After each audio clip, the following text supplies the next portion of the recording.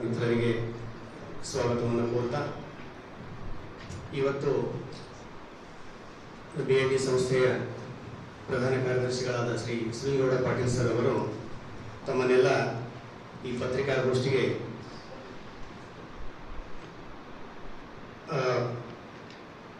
ಕರೆಸಿದ ಉದ್ದೇಶ ಏನಂದರೆ BIT ಸಂಸ್ಥೆ ತಮಗೆಲ್ಲ ಗೊತ್ತಿದ್ದ ಹಾಗೆ 115 ವರ್ಷಗಳನ್ನು ಪೂರೈಸುತ್ತಾ ಒಳ್ಳೆಯ ಗುಣಮಟ್ಟದ ಶಿಕ್ಷಣವನ್ನು ಈ ಉತ್ತರ ಕರ್ನಾಟಕದ ವಿದ್ಯಾರ್ಥಿಗಳಿಗೆ ಕೊಡಮಾಡುತ್ತಾ ಬಂದಿದೆ. ಅದರ ಜೊತೆಗೆ ಇದೇ ವರ್ಷದಲ್ಲಿ ಸನ್ಮಾನ್ಯ ಶ್ರೀಗೌಡ ಪಾಟೀಲ್ ಸರ್ ಅವರು ಪ್ರಧಾನ ಕಾರ್ಯದರ್ಶಿಗಳಾಗಿ ಚಾರ್ಜ್ ತಗೊಂಡ ನಂತರ ಬಹಳಷ್ಟು ಹೊಸ ಈವೆಂಟ್ಸ್ ಇನಿಷಿಯೇಷನ್ಸ್ ಸ್ಟಾರ್ಟ್ ಮಾಡ್ತಾ ಬಂದಿದ್ದಾರೆ. ಅದೇ ರೀತಿ ತಮಗೆಲ್ಲ ಗೊತ್ತು, ಕಳೆದ ವರ್ಷ ಅಲೆನ್ ಕೋಚಿಂಗ್ ರಾಜಸ್ಥಾನದ ಅಲೆನ್ ಸಂಸ್ಥೆ ಜೊತೆಗೆ ಶೈಕ್ಷಣಿಕ ಒಪ್ಪಂದವನ್ನು ಮಾಡಿಕೊಂಡು ಅದು ಇವತ್ತು ಸಕ್ಸಸ್ಫುಲ್ ಆಗಿ ನೀಟ್ ಮತ್ತು JEE ಕೋಚಿಂಗ್ ಕ್ಲಾಸಸ್ ನಡೀತಾ ಇವೆ. ಅದೇ ರೀತಿಯಾಗಿ ಈ ಸ್ಟಾರ್ಟ್ಅಪ್ ಕಲ್ಚರ್ ಉದ್ದೇಶದಿಂದ ಇನ್ಕ್ಯುಬೇಷನ್ ಇನೋವೇಷನ್ ಸೆಂಟರ್ ಕೂಡ ಸ್ಟಾರ್ಟ್ ಮಾಡಿದ್ರು, ಅದು ಕೂಡ ಕಾರ್ಯನಿರ್ವಹಿಸ್ತಾ ಇದೆ. ಅದೇ ರೀತಿ BIT ಅರ್ಬನ್ ಸೆಂಟರ್ ಆಗಿರ್ಬೋದು, ಹೆಲ್ತ್ ಸೆಂಟರ್ ಆಗಿರ್ಬೋದು, ಹೈಟೆಕ್ ಆಯುರ್ವೇದ ಹಾಸ್ಪಿಟಲ್ಸು ಮತ್ತು ಹೊಸ CBSE ಸ್ಕೂಲ್ಸ್ಗಳು, ಇವೆಲ್ಲ ಹೊಸ ಇನಿಷಿಯೇಟಿವ್ಸ್ ಅನ್ನು ಶ್ರೀಗೌಡ ಪಾಟೀಲ್ ಸರ್ ಅವರು ಕೈಗಳು ಎತ್ಕೊಳ್ತಾ ಇದ್ದಾರೆ. ಅದೇ ರೀತಿಯಾಗಿ ಇವತ್ತು ಇನ್ನೊಂದು ಮಹತ್ವದ ಘೋಷಣೆಯನ್ನು ಮಾಡಲಿಕ್ಕೆ ಸಾಹೇಬರು ತಮಗೆಲ್ಲ ಪತ್ರಿಕಾಗೋಷ್ಠಿ ಕರೆದಿದ್ದಾರೆ. ಅದು ಇಂಟಿಗ್ರೇಟೆಡ್ UPSC ಕೋಚಿಂಗ್ BIT ಸಂಸ್ಥೆ ವತಿಯಿಂದ ಸಾಧನಾ ಸಂಸ್ಥೆ ಬೆಂಗಳೂರು ಜೊತೆಗೆ ಪ್ರಾರಂಭ ಮಾಡಬೇಕಂತ. ಸೊ ಇನಿಷಿಯಲಿ ಈ ಶೈಕ್ಷಣಿಕ ಒಡಂಬಡಿಕೆಗೆ ಸಹಿ ಹಾಕುವುದರ ಮೂಲಕ ಈ ಪತ್ರಿಕಾಗೋಷ್ಠಿಯನ್ನು ನಡೆಸಿಕೊಡಬೇಕಂತ ನಾನು ಮಾನ್ಯ ಪ್ರಧಾನ ಕಾರ್ಯದರ್ಶಿಗಳು ಹಾಗೂ ಸಾಧನಾ ಸಂಸ್ಥೆಯ ನಿರ್ದೇಶಕರಾದ ಶ್ರೀಮತಿ ಜ್ಯೋತಿ P ಅವರಿಗೆ ಕೇಳ್ಕೊಳ್ತಾ ಇದ್ದಾರೆ.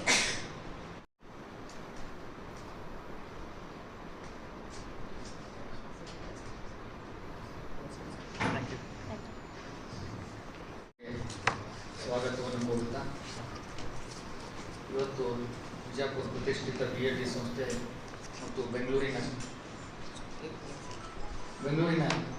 ಸಾಧನಾ ಕೋಚಿಂಗ್ ಸೆಂಟರ್ ಮಧ್ಯೆ ಒಡಂಬಡಿಕೆ ಕಾರ್ಯಕ್ರಮಕ್ಕೆ ಇವತ್ತು ನಮ್ಮ ಜೊತೆಗಿರುವಂಥ ಸಾಧನಾ ಕೋಚಿಂಗ್ ಸೆಂಟರ್ನ ಡೈರೆಕ್ಟರ್ ಆದಂಥ ಶ್ರೀಮತಿ ಡಾಕ್ಟರ್ ಜ್ಯೋತಿ ಅವರೇ, ನಮ್ಮ ಯೂನಿವರ್ಸಿಟಿಯ ಅಡ್ಮಿನಿಸ್ಟ್ರೇಟರ್ ಆದಂಥ ರಾಘವೇಂದ್ರ ಕುಲಕರ್ಣಿ ಅವರೇ, ಅಡ್ಮಿನಿಸ್ಟ್ರೇಟರ್ ಆದಂಥ ಮಾದೇವ್ ಅವರೇ ಮತ್ತು ಎಲ್ಲ ನನ್ನ ಮಾಧ್ಯಮ ಮಿತ್ರರು, ಇದೆಲ್ಲ ತಮಗೆಲ್ಲ ಗೊತ್ತಿದ್ದಂಗೆ ತಮಗೆಲ್ಲ ಈ ನಮ್ಮ ಕುಲಕರ್ಣಿ ಸರ್ ಹೇಳಿದ್ರು, BIT ಸಂಸ್ಥೆ ಅಂದ್ರೆ ಇದು ಸುಮಾರು 100 ವರ್ಷ ಒಂದು ಇತಿಹಾಸ ಇದೆ. 1910ರಲ್ಲಿ ವಚನ ಪಿತಾಮಹ ಡಾಕ್ಟರ್ ಭಗವಳ ಕಟ್ಟಿಯವರು, ಬಂಧನಾಳ ಸಂಗನ ಶ್ರೀ ಸಂಗನ ಬಸವ ಮಹಾಸ್ವಾಮೀಜಿಗಳು ಹಾಗೂ ಬಂಗಾರಮ್ಮ ಸಜ್ಜನ್ ಅವರು, ಶ್ರೀ ನಮ್ಮ ತಂದೆಯವರಾದಂಥ ದಿವಂಗತ BM ಪಾಟೀಲರು ಅವರ ಶ್ರಮದಿಂದ ಇವತ್ತು ನಮ್ಮ BIT ಸಂಸ್ಥೆ ಇಷ್ಟು ಹ್ಯಾಮರವಾಗಿ ಬೆಳೆದಿದೆ. ಅದರ ಜೊತೆಗೆ ಈಗಿನ ಅಧ್ಯಕ್ಷರು ಹಾಗೂ ಸಚಿವರಾದಂಥ ಡಾಕ್ಟರ್ MB ಪಾಟೀಲ್ ಅವರ ನೇತೃತ್ವದಲ್ಲಿ ಬಹುತೇಕ ತಮಗೆಲ್ಲ ಗೊತ್ತಿದೆ, ಇಡೀ ಭಾರತ ದೇಶದಲ್ಲಿ ಅಷ್ಟೇ ಅಲ್ಲ, ಇವತ್ತು ಬೇರೆ ಬೇರೆ ದೇಶಗಳಲ್ಲಿ ಕೂಡ BIT ಸಂಸ್ಥೆ ಅದರದೇ ಆದ ಒಂದು ಹೆಸರು ಮಾಡಿದೆ. ಅದರ ಜೊತೆಗೆ ತಮಗೆಲ್ಲ ಗೊತ್ತಿದ್ದಂಗೆ ನಾನು ಫೆಬ್ರವರಿಯಲ್ಲಿ ಜನರಲ್ ಸೆಕ್ರೆಟರಿ BIT ಸಂಸ್ಥೆ ಜನರಲ್ ಸೆಕ್ರೆಟರಿ ಆದ ನಂತರ ಕೆಲವೊಂದು ನಾವೊಂದು ಡೆವಲಪ್ಮೆಂಟ್ ಕಾರ್ಯಕ್ರಮ ಮತ್ತು ನಮ್ಮ ಈ ಭಾಗದ ಉತ್ತರ ಕರ್ನಾಟಕದ ಭಾಗದ ಎಲ್ಲ ಮಕ್ಕಳಿಗೆ, ಎಲ್ಲ ಜನರಿಗೆ ಒಂದು ಅನುಕೂಲ ಆಗುವಂಥ ಕೆಲವೊಂದು ಶಿಕ್ಷಣ ಇದು ಎಜುಕೇಷನ್ ಮತ್ತು ಇವನ್ ಕೆಲವೊಂದು ಕಡೆ ಹಾಸ್ಪಿಟಲ್ಸ್ ಎಲ್ಲ ಮುಂಚೆ ಹೇಗಿತ್ತಂದ್ರೆ ಬಿಜಾಪುರ ಜಿಲ್ಲೆ ಬರದ ಜಿಲ್ಲೆ ಇದು, ನಿಮಗೆಲ್ಲ ಗೊತ್ತೈತಿ. ಈಗ ಎಲ್ಲ ರೀತಿಯಿಂದ ಕೊರತೆ ಇತ್ತು, ನೀರಷ್ಟೇ ಅಲ್ಲ, ಇವತ್ತಿಲ್ಲಿ ಸರಿಯಾದ ಅವಾಗೆಲ್ಲ ನಾವು ನೋಡ್ತಿದ್ವಿ 80ನೇ ಇಸ್ವಿಯಾಗ ನಾವೆಲ್ಲ ಸಣ್ಣವರಿದ್ದೀವಿ. ನಮ್ಮ ತಂದೆಯವರಂತ ದಿವಂಗತ BM ಪಾಟೀಲ್ ಇದ್ದಾಗ ಈ ಭಾಗದ ಜನರಿಗೆ ಏನೂ ಆರಾಮಿಲ್ಲ ಅಂದ್ರೆ ಎಲ್ಲರೂ ಮಿರಜ್ಗೆ ಹೋಗ್ಬೇಕಾಗಿತ್ತು. ಮಿರಜ್ ಅಂದ್ರೆ ಒಂದು ಟೈಪ್ ಹಾಸ್ಪಿಟ್ಲ್ ಹಬ್ ಆದಂಗಾಗಿತ್ತು. ಪ್ರತಿಯೊಬ್ಬರು ಮಿರಜ್ಗೆ ಹೋಗ್ತಿದ್ರು, ಇಲ್ಲ ಶೋಲಾಪುರಕ್ಕೆ ಹೋಗ್ಬೇಕಾಗ್ತಿತ್ತು. ಈ ಶ್ರೀಮಂತರೆಲ್ಲ ಏನೋ ಹೋಗ್ತಿದ್ರು, ಬಡವರಿಗೆ ಹೋಗಕ್ಕಾಗ್ತಿರ್ಲಿಲ್ಲ, ಎಷ್ಟೋ ಅನಾಹುತಗಳಾಗ್ತಿದ್ವು. ಇವತ್ತ ನಮ್ಮ ಭಾಗದ ಜನರಿಗೆ ಅನುಕೂಲ ಆಗಲಿ ಅಂತೇಳಿ ಆಗ BLD ಹಾಸ್ಪಿಟಲನ್ನು ಪ್ರಾರಂಭ ಮಾಡಿದರು, ಮೆಡಿಕಲ್ ಕಾಲೇಜನ್ನು ಪ್ರಾರಂಭ ಮಾಡಿದರು, ಸಾಕಷ್ಟು ಶಿಕ್ಷಣ ಶಾಲಾ ಕಾಲೇಜುಗಳನ್ನು ಮಾಡಿದರು. ಯಾಕಪ್ಪ ಅಂದ್ರೆ ಮತ್ತೆ ಧಾರವಾಡ ಅವಾಗ ನೀವು ನೋಡಿ ನಾವಾಗ ಕಲಿಬೇಕಂದ್ರೆ ಎಲ್ಲೆಲ್ಲೋ ಹೋಗ್ಬೇಕಾಗ್ತಿತ್ತು. ಧಾರವಾಡ ಹೋಗ್ಬೇಕಾಗ್ತಿತ್ತು, ಬೆಳಗಾವಿ ಹೋಗ್ಬೇಕಾಗ್ತಿತ್ತು, ಬೆಂಗಳೂರು ಹೋಗ್ಬೇಕಾಗ್ತಿತ್ತು. ನಿಮ್ಮ ಮಕ್ಕಳನ್ನ ಈ ಕೋಚಿಂಗ್ಗಳು ಇಡಬೇಕಂದ್ರೆ ಮಂಗಳೂರು ಬೆಂಗಳೂರು ಹೋಗ್ಬೇಕಾಗ್ತಿತ್ತು. ಇವತ್ತು ಬಿಜಾಪುರದಲ್ಲೇ ಆ ಸ್ಟ್ಯಾಂಡರ್ಡಿನ ಅಲ್ಲೇನು ಇವತ್ತು ಬೆಂಗಳೂರು ಮತ್ತು ಮಂಗಳೂರಲ್ಲಿ ಸಿಗ್ತದೆ, ಅದೇ ರೀತಿ ಒಂದು ನಮ್ಮ ಮಕ್ಕಳಿಗೆ ಅದೇ ಕ್ವಾಲಿಟಿಯ ಒಂದು ಶಿಕ್ಷಣ ಸಿಗಲಿ ಅಂತ ಹೇಳಿ ಒಂದು ಬಿಜಾಪುರದಲ್ಲಿ ನಾವು ಕೂಡ ಎಲ್ಲ ಪ್ರಯತ್ನಗಳನ್ನ ಮಾಡಿ ಎಲ್ಲ ಬೇರೆ ಬೇರೆ ಕೋರ್ಸಸ್ಗಳನ್ನ ಇಲ್ಲಿ ತರುವಂತಹ ಪ್ರಯತ್ನ ನಾವು ಮಾಡ್ತಾ ಇದ್ದೀವಿ.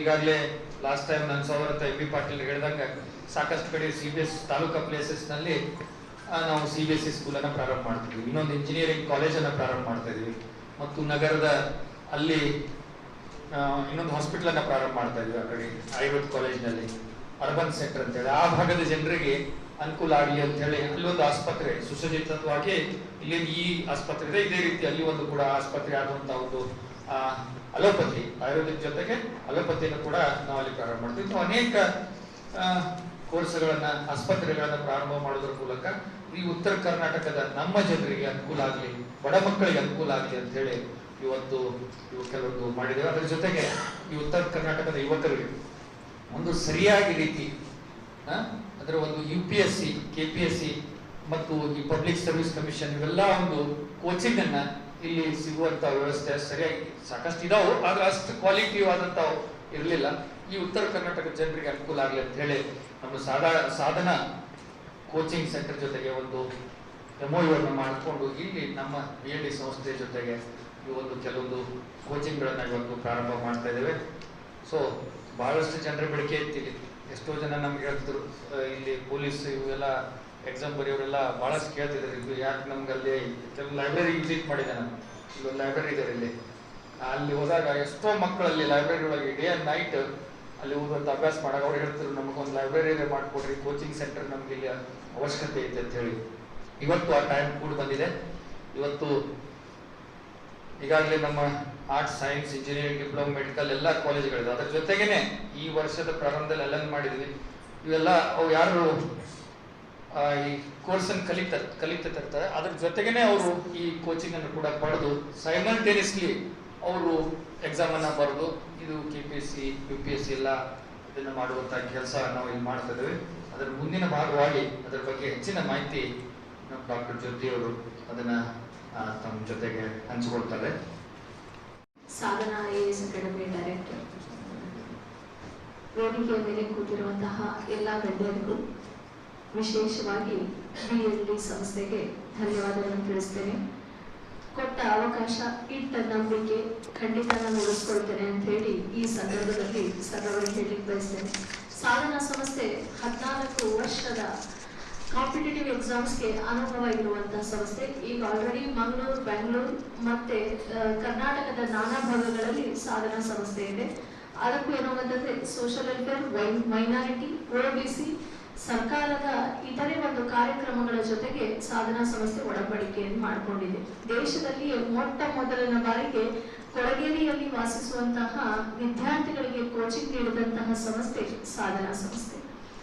ಇವತ್ತು ಇಲ್ಲಿ ಈ ಭಾಗದಲ್ಲಿ ಸಾಮಾಜಿಕವಾಗಿ ಆರ್ಥಿಕವಾಗಿ ಹಿಂದುಳಿದಿರುವಂತಹ ವಿದ್ಯಾರ್ಥಿಗಳಿಗೆ ಸಮಾಜದ ಉನ್ನತ ಸ್ತರಕ್ಕೆ ತರುವಂತಹ ಉದ್ದೇಶದಿಂದ BLD ಸಂಸ್ಥೆಯ ಜೊತೆಗೆ ನಾವು ಒಡಂಬಡಿಕೆಯನ್ನು ಮಾಡಿಕೊಂಡು ಇಲ್ಲಿ ಸಾಧನಾ ಕೋಚಿಂಗ್ ಸೆಂಟರ್ನ ಒಂದು ಶಾಖೆಯನ್ನು ಪ್ರಾರಂಭ ಮಾಡ್ತಾ ಇದ್ದೇವೆ.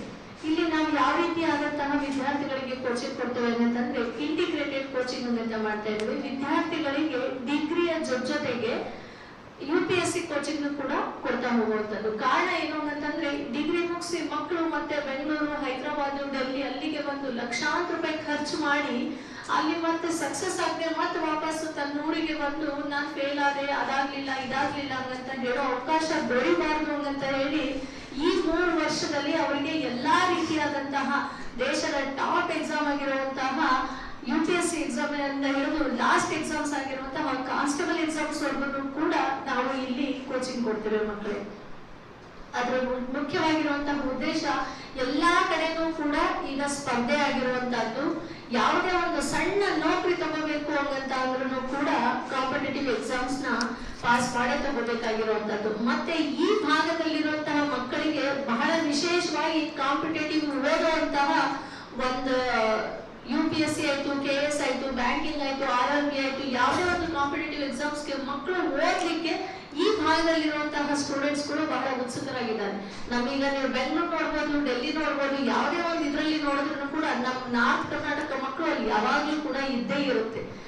ಆಕ್ಚುಲಿ ಹೇಳ್ಬೇಕಂತಂದ್ರೆ ಬೆಂಗಳೂರಲ್ಲಿ ಎಷ್ಟೋ ಜನಗಳ ಜೀವನ ನಾರ್ತ್ ಕರ್ನಾಟಕ ಹುಡುಗರಿಂದನೇ ನಡೀತಾ ಇರುವಂತದ್ದು. ಈ ಖಾನಾವಳಿ ಆಯ್ತು, ಮತ್ತೊಂದಾಯ್ತು, ಇದರಿಂದ ಅವ್ರಿಗೆ ಏನೋ ಅಂತಂದ್ರೆ ಆರ್ಥಿಕವಾಗಿ ಬರ್ಡನ್ ಆಗ್ಬಾರ್ದು.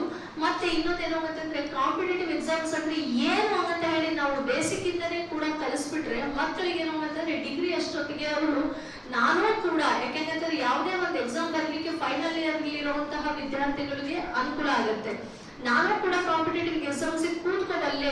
IAS ಅಂದ್ರೆ ಏನು, KS ಅಂದ್ರೆ ಏನು, ಬೇರೆ ಕಾಂಪಿಟೇಟಿವ್ ಎಕ್ಸಾಮ್ ಅಂದ್ರೆ ಹೇಗೆ, ಹೊರಗಡೆ ಸ್ಪರ್ಧೆ ಹೇಗ್ ನಡೀತಾ ಇದೆ ಅನ್ನೋದನ್ನ ನಾವು ಬೇಸಿಕ್ ಇಂದಾನೆ ಮಕ್ಕಳಿಗೆ ಕಲಿಸ್ಕೊಟ್ಬಿಟ್ರೆ ಅವ್ರಿಗೆ ಅಷ್ಟು ಏನು ಅಂತಂದ್ರೆ ಕಷ್ಟ ಆಗೋದಿಲ್ಲ. ಮಕ್ಕಳಿಗೆ ಕಾಂಪಿಟೇಟಿವ್ ಎಕ್ಸಾಮ್ಸ್ ನ ಎದುರಿಸುವಂತಹ ಉದ್ದೇಶದಿಂದ ನಾವು ಇಲ್ಲಿ 3 ರೀತಿಯಾಗಿರುವಂತಹ ಕೋರ್ಸ್ ನ ಇಂಟ್ರೊಡ್ಯೂಸ್ ಮಾಡ್ತಾ ಇದ್ದೇವೆ. ಫಸ್ಟ್ ಒಂದೇನು ಅಂತಂದ್ರೆ ಇಂಟಗ್ರಿಟಿ ಕೋರ್ಸ್, ಕಾಂಪಿಟೇಟಿವ್ ಡಿಗ್ರಿ ಜೊತೆಗೆ ಏನು ಅಂತಂದ್ರೆ ವಿದ್ಯಾರ್ಥಿಗಳಿಗೆ 3 ವರ್ಷದಲ್ಲಿ ಪ್ರಿಲಿಮ್ಸ್ ಕಮ್ ಮೇನ್ಸ್ ನ ಕೋಚಿಂಗ್ ಕೊಡುವಂತದ್ದು. ಮತ್ತೆ UPSC ರೆಗ್ಯುಲರ್ ಬ್ಯಾಚ್ ನ ಸ್ಟಾರ್ಟ್ ಮಾಡ್ತಾ ಇದ್ದೇವೆ, ಅದು 9 to 10 ಮಂತ್ಸ್ ಇರುತ್ತೆ. ಇನ್ನೊಂದು PUC ಫೌಂಡೇಶನ್ ಕೋರ್ಸ್ ಸ್ಟಾರ್ಟ್ ಮಾಡ್ತಾ ಇದ್ದೇವೆ, ಅದು 5 ಮಂತ್ಸ್ ಇರುತ್ತೆ.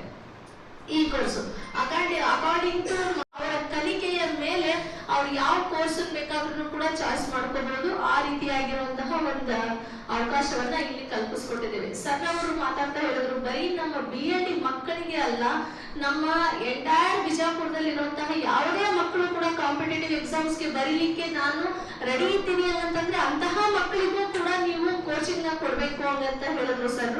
ಸೊ ನಾವು ಹೊರಗಡೆ ಇರುವಂತಹ ಮಕ್ಕಳಿಗೂ ಕೂಡ ರೆಗ್ಯುಲರ್ ಬ್ಯಾಚಿಗೆ ನಾವು ಕೋಚಿಂಗ್ ಅನ್ನ ಕೊಡ್ತೇವೆ. ಇದ್ರ ಜೊತೆ ಇದುವರೆಗೂ ಕೂಡ 600ಕ್ಕೂ ಹೆಚ್ಚು ವಿದ್ಯಾರ್ಥಿಗಳು ಬೇರೆ ಬೇರೆ ಇಲಾಖೆಯಲ್ಲಿದ್ದಾರೆ.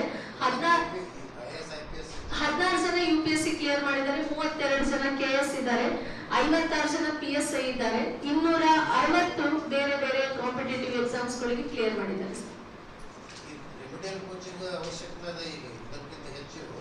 ಸರ್ ಯಾವ ಕೋಚಿಂಗ್? Sorry sir.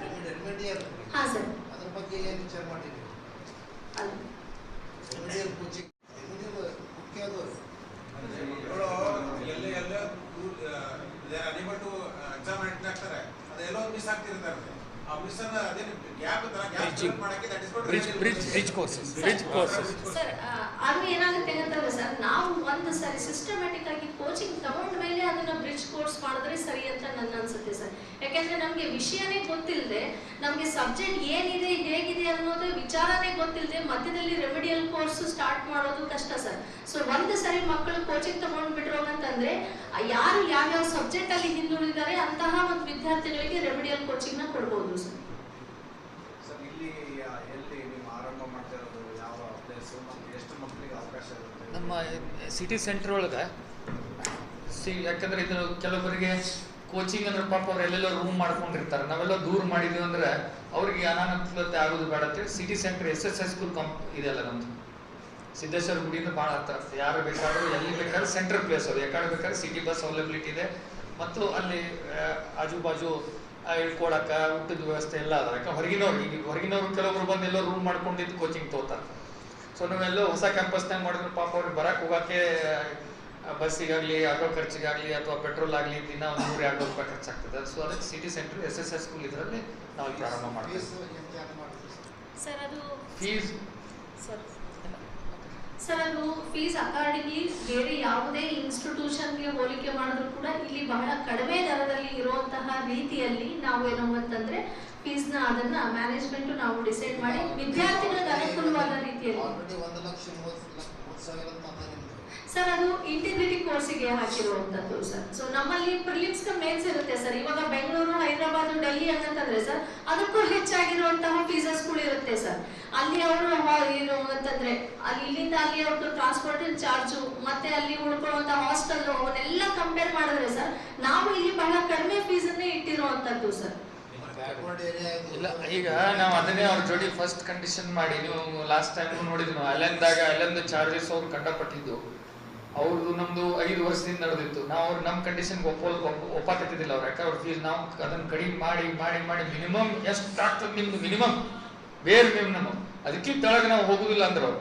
ಸೊ ಆ ಬೇರ್ ಮಿನಿಮಮ್ದಿಂದ ನಾವು ಪ್ರಾರಂಭ ಮಾಡಿದ್ವಿ. ಯಾಕಂದ್ರೆ ಉದ್ದೇಶ ನಮ್ದು ಏನಪ್ಪ ಐತಪ್ಪ ಅಂದ್ರೆ ಈ ಪಾಪ ಅವ್ರು ಬೆಂಗಳೂರಿಗೆ ಹೋದ್ರೆ ರೂಮ್ ಮಾಡ್ಕೋಬೇಕು, ಹೊಟ್ಟೆಲ್ಲ ಊಟ ಮಾಡಬೇಕು, ಅವೆಲ್ಲ ಇನ್ನಿತರ ಖರ್ಚುಗಳು ಬಹಳ ಆಗ್ತಾವೆ. ಇಲ್ಲಂದ್ರೆ ಮನೆಗೆ ಇದ್ದು ಬೇರೆ ಕೋರ್ಸ್ಗಳನ್ನ ಕಲ್ಕೊಂಡ್ರೆ ಅದ್ರ ಜೊತೆಗೆ ಇಂಟಿಗ್ರೇಟೆಡ್ ಅಂದ್ರೆ ಈಗ ನೀವು ಬೇರೆ ಒಂದು ಯಾವುದೋ ಒಂದು ಕೋರ್ಸ್ ಕಲಿತೀರಿ ಅದ್ರ ಜೊತೆಗೆ ನೀವು ಇದನ್ನು ಕಲಿಬಹುದು ಅನ್ನೋ ಉದ್ದೇಶದಿಂದ ಮತ್ತೆ ಮಿನಿಮಮ್ ಎಷ್ಟು ಮಿನಿಮಮ್ ಆಗ್ತದೋ ನಾವು ಇದ್ರಾಗ ಏನು 1 ರೂಪಾಯಿನೂ ಯಾರಿಗೂ ಲಾಭ ಅಲ್ಲ. It is for the purpose of our Bijapur people, ಉತ್ತರ ಕರ್ನಾಟಕ ಜನರಿಗೆ ಅನುಕೂಲ ಆಗುವಂತ ಒಂದು ಉದ್ದೇಶದಿಂದ ಇದನ್ನ ಪ್ರಾರಂಭ ಮಾಡಿಸ್ತಾ ಇದ್ದೀವಿ. ಫ್ಯಾಕಲ್ಟಿ ಎಲ್ಲಿ ಬರ್ತೀರಿ? ಫ್ಯಾಕಲ್ಟಿ ಸರ್ ಫ್ಯಾಕಲ್ಟಿ ಎಲ್ಲರೂ ಕೂಡ ಬೆಂಗಳೂರು, ಹೈದರಾಬಾದ್, ಡೆಲ್ಲಿ ಇಂದಾನೆ ಬರ್ತಾರೆ ಸರ್. ಇದು ಮೈನಾರಿಟಿ ಡಿಪಾರ್ಟ್ಮೆಂಟ್ ಅನ್ನು ಸೆಲೆಕ್ಟ್ ಮಾಡಿ ಅಲ್ಲಿ ಟ್ರೈನಿಂಗ್ ಕೊಡ್ತಾರೆ. Yes, sir. ಆ ಮಕ್ಕಳು ಬಿಜಾಪುರದಲ್ಲಿ ತಗೋಬಹುದು ಅಥವಾ ಇಲ್ಲ ಸರ್, ಆ ಮಕ್ಕಳಿಗೆ ಈ ಸರ್ಕಾರ ಯಾವ ಕೋಚಿಂಗಿಗೆ ಡಿಕ್ಲೇರ್ ಮಾಡಿರುತ್ತೋ ಅಂದ್ರೆ ನಮ್ಮ ಹೆಡ್ ಆಫೀಸ್ಗೆ ಅಷ್ಟೇ ಅವ್ರು ಕೊಟ್ಟಿರ್ತಾರೆ ಸರ್. ಆ ಮಕ್ಕಳು ಬಿಜಾಪುರ್ಗೆ ಬರೋ ಹಾಗಿರೋದಿಲ್ಲ ಸರ್. ಬಿಜಾಪುರಿನ ಮಕ್ಕಳು ಅಲ್ಲಿಗೆ ಬೆಂಗಳೂರಿಗೆ ಬರ್ಬೋದು. ಆಲ್ರೆಡಿ ಮೈನಾರಿಟಿದು ಚಾಲು ಆಗಿದೆ ಕೋಚಿಂಗ್. ಹಾ ಸರ್. ಇಲ್ಲ ಸರ್, ಇನ್ನು ಸ್ಟಾರ್ಟ್ ಆಗಿಲ್ಲ ಸರ್. ಇವಾಗಿನೇ ಈ ಟೆಂಡರ್ ಕರೆದಿದ್ದಾರೆ ಸರ್, ಅದಿನ್ನು ಸ್ಟಾರ್ಟ್ ಆಗಿಲ್ಲ ಸರ್. ನಾವು already social welfare, minority, OBC ಇಲಾಖೆಯಲ್ಲಿ ಆಲ್ರೆಡಿ ನಮ್ದು ಎಂಪ್ಯಾನಲ್ಮೆಂಟ್ ಇದೆ ಸರ್. ಹಜ್ಭವನದಲ್ಲಿ ಏನೋ ಅವ್ರ ಫೌಂಡೇಶನ್ ಹೌದೌದು ಸರ್, ಹಜ್ಭವನದಲ್ಲಿ ಮಾಡ್ತಾ ಇದ್ದಾರೆ. ಇನ್ನು ಸ್ಟಾರ್ಟ್ ಆಗಿಲ್ಲ, ಇನ್ನು ಟೆಂಡರ್ ಕಾಲ್ ಮಾಡಿದ್ದಾರೆ, ಇನ್ನು ಕಂಪ್ಲೀಟ್ ಆಗಿಲ್ಲ ಸರ್. ಸರ್ ಈಗ ಸ್ಟಾರ್ಟರ್ ಮಾಡೋಣ್ರಿ, ಮಾಡಿದ ಮುಂದೆ ಹೆಂಗೆ ಹಾಕದ ಈಗ ಹೊರಗೆ ಮೊದಲು ಕಾಲ್ ಒಳಗೆ ಹಾಕಿದ್ಮೇಲೆ ಮುಂದೆ ಏನೇನು ಅಡೆತಡೆಗಳು ಬರ್ತಾವ ಕೆಲವೊಂದು ಅವನ್ನೆಲ್ಲ ನೋಡ್ಕೊಂಡು ಸಣ್ಣಗೆ ಸುಧಾರಣೆ ಒಂದೇ ದಿನ ಅಂತರೂ ಫಸ್ಟ್ ಇಲ್ಲಿ ಸ್ಟಾರ್ಟ್ ಮಾಡಕ್ಕೆ ಬಡವರಿಗೆ ಆಗ್ಬಾರ್ದು, ಬಡವರಿಗೆ ಆಗ್ಬೇಕು. ಈಚ್ ಕ್ಲಾಸ್ ಯಾವಾಗಲೂ ಎಲ್ಲಿ ಬೇಕಾದ್ರೆ ಅವ್ರಿಗೆ ಅವ್ರು ಅಡ್ಮಿಷನ್ ತಗೋತಾರೆ. ಬಡವರಿಗೆ ಏನೇ ಸ್ಪೆಷಾಲಿಟಿ ಏನದು ಅಂತಿದ್ರಾಗ ಅಲ್ಲ, ಇದು ನಮ್ಮ ಉದ್ದೇಶ ಏನದ ಎಲ್ಲ ಬಡವರಿಗೆ ಮಾಡುವಂತೆ ನಾವು ಲಾಸ್ಟ್ ಟೈಮ್ ಹೇಳಿದ್ವಿ ನಿಮ್ಗೆ. ಎಲ್ಲ ರಿಚ್ ಕ್ಲಾಸ್ ಅವರು ಅಫೋರ್ಡ್ ಮಾಡ್ತಾರೆ, ಅವ್ರಿಗೆ ಸಾಧ್ಯ ಹಾಕಿದವ್ರಿಗೆ ಈಗ BLD ಅಂದ್ರೆ ಹೆಂಗೆ ನಿಮ್ಗೆ ಗುರ್ತದ, ನಾವೆಲ್ಲ ಇದ್ರಾಗೂ ಬಡವರಿಗೆ ಸಾರ್ವಜನಿಕರಿಗೆ ಅನುಕೂಲ ಆಗುವಂತ ಒಂದು ಕೆಲಸ ಮಾಡ್ತೀವಿ. ಯಾಕಂದ್ರೆ ನೀವು ಕೋವಿಡ್ನಾಗ ಹಿಡ್ಕೊಂಡು ಆಸ್ಪತ್ರೆ ಇದು ಹಿಡ್ಕೊಂಡು ನೋಡಿದ್ರಿ. ಸೊ BLD ಆಸ್ಪತ್ರೆಗೆ ಏನ್ ಮಾಡ್ತಪ್ಪ, ಎಲ್ಲ ಸರ್ಕಾರ ನಿಗದಿಪಡಿಸಿದಂತ ಸರ್ಕಾರ ನಿಗದಿಪಡಿಸಿದಂತ ಒಂದ್ ನಿಮಿಷ ಶಾಂತಿ ಪ್ಲೀಸ್.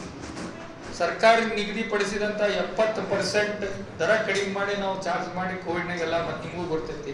ಪ್ಲಸ್ ಅನೇಕ ಸೇವೆಗಳನ್ನ ನಾವು ಮಾಡ್ತಾ ಬಂದಿದ್ದೀವಿ. ನಾವು ಈ BLD ಅಂದ್ರೆ it is a non profit organisation. So I doing it for the people of north Karnataka. Sir medical college, ಸರ್ಕಾರ ಮೆಡಿಕಲ್ ಕಾಲೇಜ್ ಬರಬೇಕು ಅಂತ ಹೇಳಿ ಹೋರಾಟ ಮಾಡಬೇಕು 20 ದಿನ ಆಯಿತು. ತಾವು ಸರ್ಕಾರ ಮಟ್ಟದಲ್ಲಿ ಏನಾರ ಅವ್ರಿಗೆ ಮೆಡಿಕಲ್ ಈಗ ದಿಸ್ ಇಸ್ ಅ ಪ್ರೈವೇಟ್ ಇದು. So let us not mix. ಅದನ್ನ ನೀವು ಆಮೇಲೆ ಕೇಳ್ರಿ, ನಾ ಹೇಳ್ತೇನೆ. ಈ ಸದ್ಯಕ್ಕೆ ಏನಾಗೈತಿ, ಅವ್ರದ್ದು ಮುಗಿಲಿ, ಅವ್ರು ಬಂದಿದ್ದು ಅದೇನು MOU ಸೈನಿಂಗ್ ಐತಿ, ಇವ್ರದ್ದು ಡೈವರ್ಟ್ ಆಗೋದು ಬೇಡ. ಸೊ ಅದ್ರ ಬಗ್ಗೆ ಈಗ ನನ್ನ ಸಹೋದರ MB ಪಾಟೀಲ್ ಮನೆ ತಮ್ಗೆಲ್ಲ ಗೊತ್ತೈತಿ. ಅವ್ರು ಕರ್ಕೊಂಡು ಹೋಗಿ CM ಅವ್ರಿಗೆ ಭೇಟಿ ಮಾಡ್ಸಾರ, ಇಲ್ಲಿ ಕೂಡ ಇದು ಮಾಡಿದ್ರು. ಸೊ ಅದು ಇದು ಸರ್ಕಾರ ಮಟ್ಟದಲ್ಲಿ ನಡೆದಂಥದ್ದು. ನಾವೊಬ್ಬ ಹೇಳೋದಾಗ್ಲಿ ಕೇಳೋದಾಗ್ಲಿ ಅದರಿಂದ ಏನಿಲ್ಲ. CM ಮತ್ತು ಕ್ಯಾಬಿನೆಟ್ ಡಿಸಿಷನ್ ಮಾಡೋದು. ಜಿಲ್ಲಾ ಉಸ್ತುವಾರಿ ಸಚಿವರು MB ಪಾಟೀಲ್ ಅವರೇ ಇವ್ರಿಗೆಲ್ಲ ಟೈಮ್ ಕೊಟ್ಟು ಒಟ್ಟರು ಕರ್ಕೊಂಡೋಗಿ CM ಅವ್ರಿಗೆ ಭೇಟಿ ಮಾಡಿಸಿ ಅವ್ರವ್ರು ಕೂಡ ಚರ್ಚೆ ಮಾಡಿದಂತ. ನೋಡ್ರಿ, ಈಗ MB ಪಾಟೀಲ್ ಹೋಗ್ಯಾರಂದ್ರೆ ಮುಗಿತು. ಈಗ ನಾವು ಅವ್ರಿಗೆ ಏನ್ ಬ್ಯಾರ ಅಂತಲ್ಲ. ಈಗ ಅವ್ರು ಹೋದ್ರೆ ನಾವು ಈಗ ಇಬ್ರು ನಾವು ಹಂಚ್ಕೊಂಡಿರ್ತೀವಿ. ಒಂದು ನೀವು ಇವತ್ತು 10 ಮದುವೆ ಇರ್ತಾವ, 4 ಮದುವೆಗೆ ನೀವು ಹೋಗ್ರಿ, 4 ಮದುವೆಗೆ ನಾವು ಹಿಂಗ ಏನಿಲ್ಲ. ಅವ್ರ ಜೊತೆಗೆ ಯಾವತ್ತಿಗೂ ನಾವು ಅದೇವಿ. ಕೆಲವೊಬ್ರು ನನಗೆ ಫೋನ್ ಮಾಡಿ ಮನೆ ಬಿಟ್ಟು ಎಲ್ಲಿ ಹೊರಗೆ ಹೋಗೋ ಇದ್ರಾಗ ಇದ್ದಿದ್ದಿಲ್ಲ. So I was on bed complete. ಯಾಕಂದ್ರೆ ಕಾಲು ಊರ್ಬೇಡ ಅಂತೇಳಿ ಪ್ಲಾಸ್ಟರ್ ಹಾಕಿದ್ರು. ಸೊ ಪಾಸ್ಟ್ 2-3 ಡೇಸ್ ಇಂದ ಸ್ವಲ್ಪ ಅದು ಪ್ಲಾಸ್ಟರ್ ತೆಗೆದು ನಾನು ನಡೆಯಾಕತ್ತೀನಿ. ಸೊ ಹಿಂಗಾಗಿ ಎಲ್ಲಿ ಹೊರಗೆ ಬರೋ ಪ್ರಶ್ನೆನೇ ಬಂದಿಲ್ಲ.